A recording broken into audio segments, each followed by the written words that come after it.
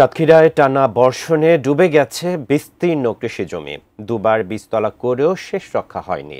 ধানের বীজতলা থেকে শুরু করে সবজি ক্ষেত সবই এখন কোমর সমান পানির নিচে।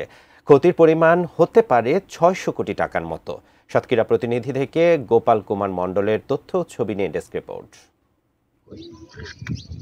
এখানেই ছিল সবুজ ধানের চারা, এখন শুধু পানি, কাদা আর হতাশা। দুইবার বীজতলা তৈরি করেও শেষ রক্ষা হয়নি, ডুবেছে কৃষকের স্বপ্ন।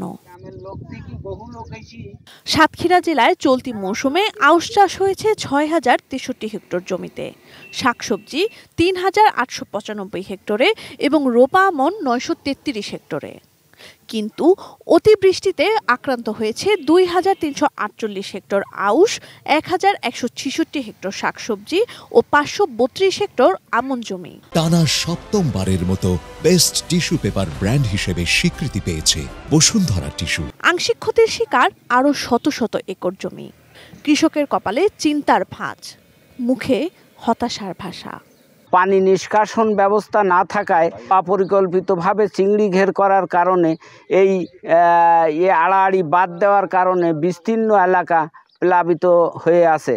আমরা অন্তত 10 থেকে 15 জন বহু ধান ফেলাইছিলাম, দুইবার করে বীজতলা দিয়েছি, কিন্তু দুইবারই মারা গেছে। এখন সরকার যদি আমার একটু সাহায্য সহানুভূতি করে এবং দয়া করে আমাদের এই পানিটা যদি একটু সরানোর ব্যবস্থা করে, তাহলে আমরা বাঁচতে পারি। টানা বর্ষণ আর জমে থাকা পানিতে ডুবে গেছে সাতক্ষীরার আশাশুনি, সাতক্ষীরা সদর, তালা, দেবহাটা, শ্যামনগর উপজেলা এলাকার বিস্তীর্ণ কৃষি জমি।